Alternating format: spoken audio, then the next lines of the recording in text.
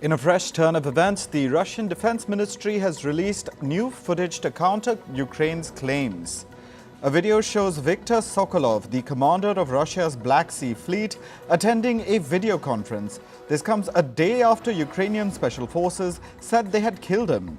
Ukraine claimed that he was killed last Friday during an attack on Russia's Black Sea Fleet headquarters. Small protests were staged outside multiple Indian diplomatic missions in Canada on Monday. About 100 protesters burned the Indian flag and defaced a cardboard cutout of Indian Prime Minister Narendra Modi. The protesters were also seen carrying flags of the Khalistani separatist movement. Last week, Canadian Prime Minister Justin Trudeau said Indian agents may be involved in the murder of pro-Khalistan separatist Hardeep Singh Nijjar. The Speaker of Canada's House of Commons has apologized to the chamber. This is for praising an individual at a parliamentary meeting who served in a Nazi unit during World War II. Last week, Speaker Anthony Rota recognized 98-year-old Yaroslav Hunka as a Ukrainian hero before the Canadian Parliament. After this, Jewish human rights groups demanded an apology from Canada.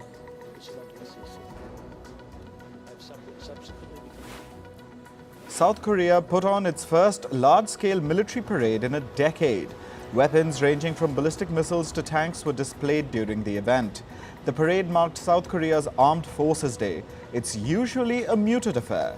The 2-kilometer parade through Seoul's main commercial and business district attracted a huge crowd.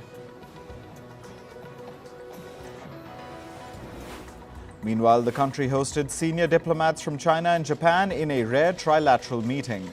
The meeting aimed to set the stage for the resumption of three-way summits between the countries' leaders. This comes amid Japan and South Korea's tightening cooperation between themselves and the US. The Philippines says it has executed a special operation to remove a floating barrier in the South China Sea. The Philippines had accused China of installing the barrier. A long ball buoy barrier was installed in a disputed area of the sea called the Scarborough Shoal. Footage released by the Philippine Coast Guard also showed several Chinese vessels near the barrier. Manila said this prevented Filipino fishermen from entering the area. US President Joe Biden is hosting leaders from Pacific Island nations at the White House for a summit. Yesterday, the US established diplomatic relations with the Pacific Island countries, Cook Islands and Niue. US Secretary of State Antony Blinken also signed agreements with prime ministers from both nations.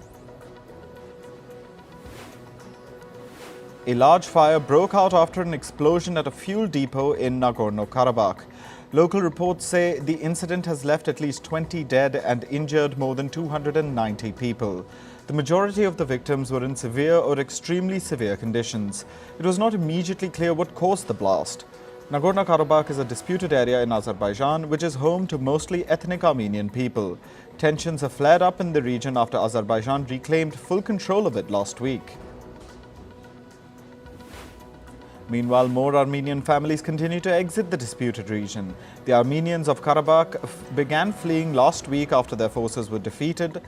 So far, more than 13,000 people have fled. The United States has called on Azerbaijan to protect the rights of civilians and let humanitarian aid into the region. 2 men have been arrested for being a part of a shootout with the police in northern Kosovo. They were brought before a judge in the capital, Pristina. A lawyer for one of the suspects said that his client was ordered to 30 days of pre-trial detention. On Sunday, a shootout between Kosovar police and ethnic Serb gunmen resulted in the death of 4 people. The Mexican government has sent over 1,500 security officials, including the National Guard, Army and police, to the country's south. This is to tighten security in the area amid increasing crime. This comes after a video from southern Mexico went viral over the weekend. The video showed a convoy of armed drug cartel members being applauded by local residents for driving out a rival cartel. Ronson Chan, the head of Hong Kong's leading journalists group, has been sentenced to 5 days in jail. This is for obstructing police officers in September last year. Chan was detained and handcuffed by 2 police officers while covering a story after he failed to hand over his personal ID card. He also had to surrender his travel documents and now cannot leave Hong Kong. Anand Nampa, a prominent activist and lawyer from Thailand, has been sentenced to 4 years in prison. Anand is famous for his open calls to reform Thailand's powerful monarchy. Thailand has a stringent law that shields the palace from criticism. It carries a maximum prison sentence of 15 years for insulting the Thai monarchy.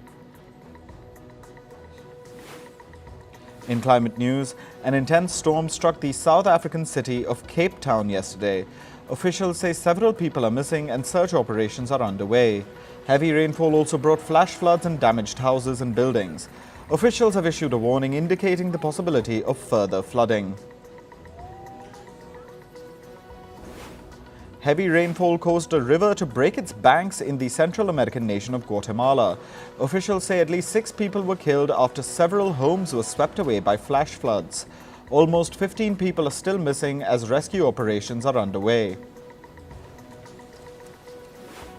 Residents in Brazil's Rio de Janeiro cooled off in swimming pools amid an ongoing heat wave. Temperatures have touched 41 degrees Celsius despite it being winter in Brazil. Officials have advised residents to limit outdoor activity. Brazil has been facing a winter heat wave for over a week now. Chile has raised an amber alert around areas near the volcano Villarrica. An amber alert means there is a greater probability of eruption. The alert was issued after an increase in volcanic activity was noticed. Villarrica last erupted in 2015, prompting the evacuation of thousands of residents. Scientists say that ice around Antarctica will hit record low levels this winter. They added that the impact of global warming was ramping up at the South Pole.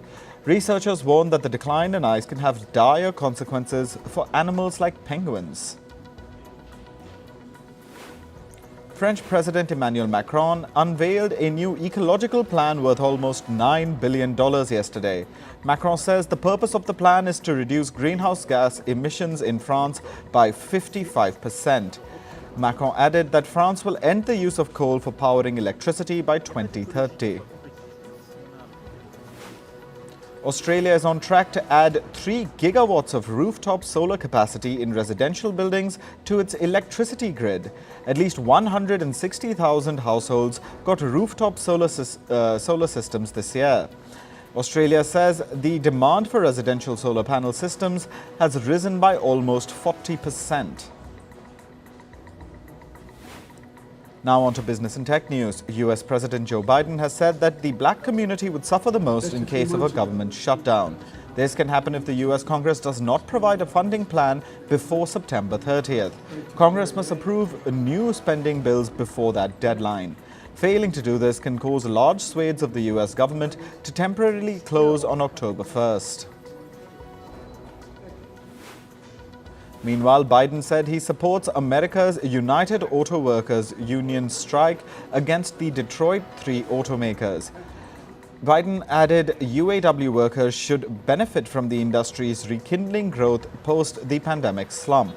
On September 15th, the union began their strikes against Ford, General Motors and Stellantis. They've been demanding a pay hike of 40%. Reports say the US markets regulator is collecting thousands of messages from the staff of more than a dozen investment companies.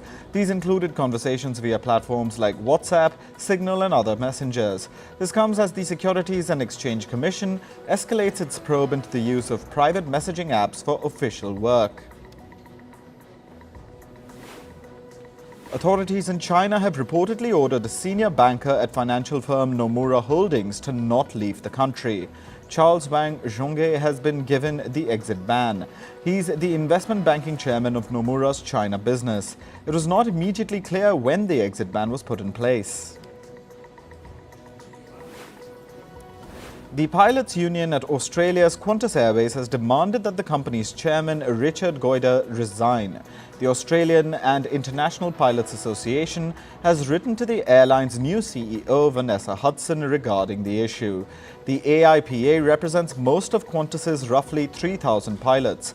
Their demand for Guterres' resignation comes as Qantas finds itself embroiled in a host of scandals.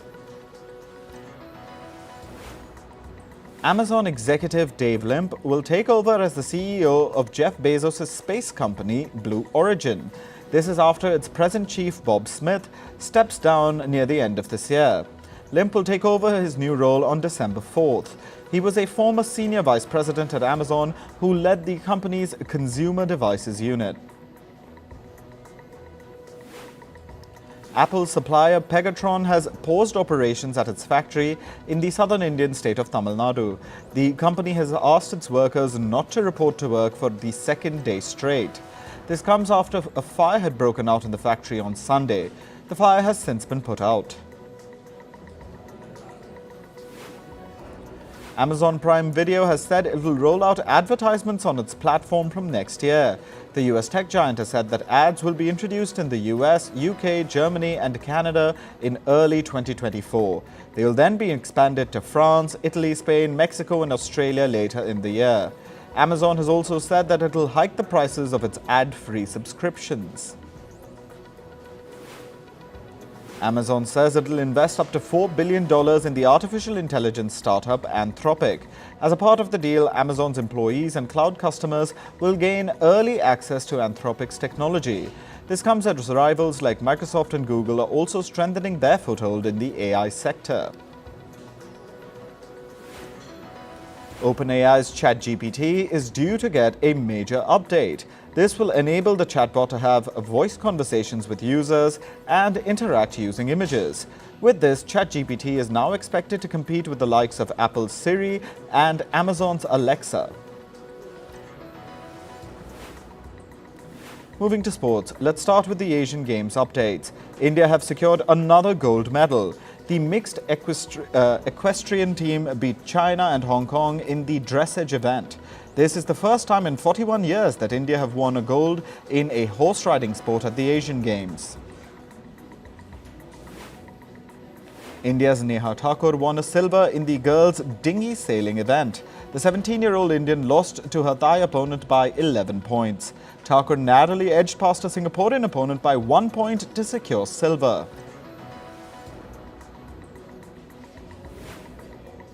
Meanwhile, another Indian sailor won at the Asian Games. Ibad Ali clinched the bronze in the men's windsurfer sailing event. The Indian came third behind a Thai opponent and gold medalist Wonwoo Cho from South Korea.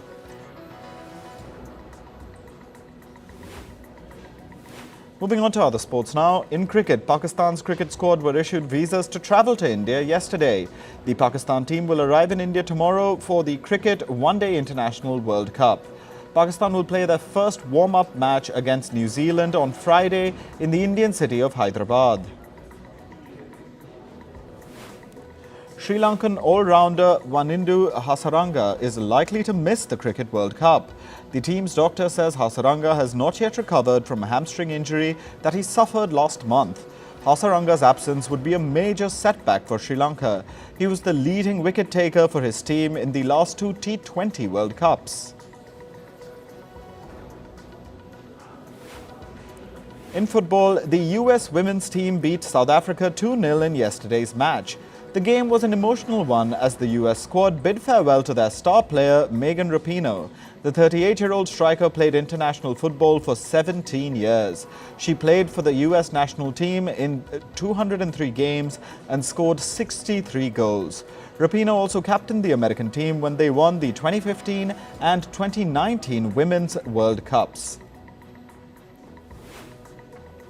Arsenal's manager Mikel Arteta has confirmed that midfielder Declan Rice has suffered a back injury. Arteta added that the further assessments on the severity of the injury were being made.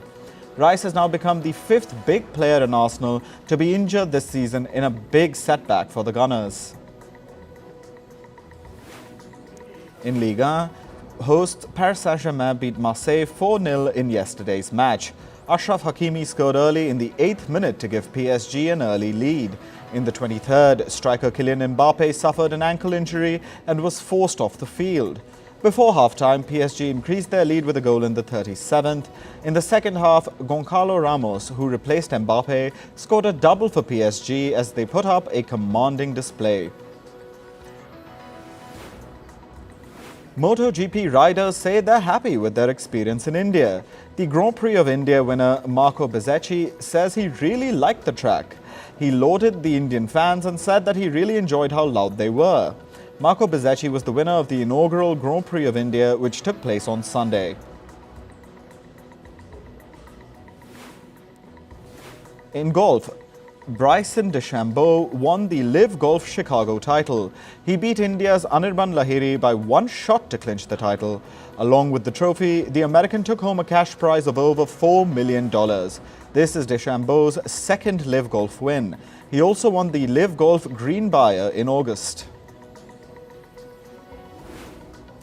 In entertainment news, the makers of Dancing with the Stars have decided to move ahead with their TV show's premiere today. This comes after the WGA reached a tentative agreement with studios to end the strike. Talk shows like The Tonight Show starring Jimmy Fallon and Jimmy Kimmel Live may also resume within days. The Writers Guild of America, or WGA, has been on strike since May this year. The Hollywood Screen Actors Guild, called the American Federation of Television and Radio Artists, or SAG-AFTRA, has now voted to strike against video game companies. The SAG-AFTRA members plan to strike against 10 video game companies. Over 98% of the members voted in favor of the strike. The SAG-AFTRA president said that the companies need to stop playing games and get serious about negotiations. SAG-AFTRA has also been on strike against the TV and film industries since July this year.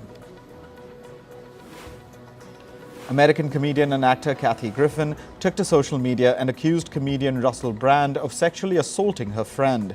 Griffin called him a sleazebag for his actions. The comedian explained that he groped her friend during an Alcoholics Anonymous meeting. Towards the end of the video, Griffin said, and I quote, "It has taken forever to catch up with that sleazebag." A temporary agreement has been reached in the ongoing custody battle between English actor Sophie Turner and American singer Joe Jonas.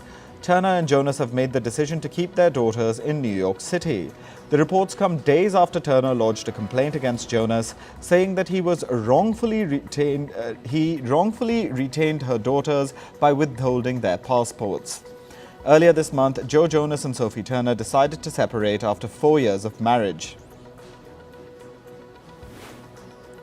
English actor Kate Beckinsale has confronted cyber trolls who have targeted her online. In a statement shared on social media, the 50-year-old actress disclosed the persistent bullying she faces. Beckinsale's detailed social media post serves as a powerful response to her harassers, particularly addressing male offenders. The actor also expressed her gratitude for the overwhelming support she has received. Emma Hemming, the wife of American actor Bruce Willis, publicly spoke about his dementia for the first time. Hemming was on a TV show ahead of World Frontotemporal Dementia Awareness Week. Hemming said that dementia is hard and she doesn't know if Willis is aware of what's happening to him. Hemming said, and I quote, "It's hard to know." Willis was diagnosed with dementia earlier this year. After the diagnosis, Willis decided to take a step back from acting. Driver Ryan Coss pleads not guilty in the American actor Treat Williams' death case. Coss's car allegedly collided with Williams' bike in the town of Dorset in the US state of Vermont on June 12th this year. 35-year-old Coss has been charged for negligent driving that led to the actor's death. Actor Treat Williams was known for his roles in Hair and Everwood. Musician and astrophysicist Brian May said he helped NASA's team bring back the samples of asteroid Bennu to Earth. May added that he was immensely proud to be a member of OSIRIS-REx spacecraft's team. The 76-year-old guitarist contributed by helping the team identify where the sample can be taken. Brian May was the lead guitarist of the famous rock band Queen. Italian fashion designer Donatella Versace criticized Italy's anti-LGBTQ+ laws during Milan Fashion Week. Versace said in her speech that the government is trying to take away people's rights to live. After Versace concluded, the audience praised her with a standing ovation. The Italian government, under Prime Minister Giorgia Meloni, has rolled out several laws restricting the rights of LGBTQ+ community. Scottish actor David McCullum passed away on Monday. He was 90 years old and died due to natural causes. McCullum rose to fame in the 1960s with his role as a Russian spy in the show The Man from U.N.C.L.E. 40 years later, McCullum found stardom again as an eccentric doctor in the series NCIS.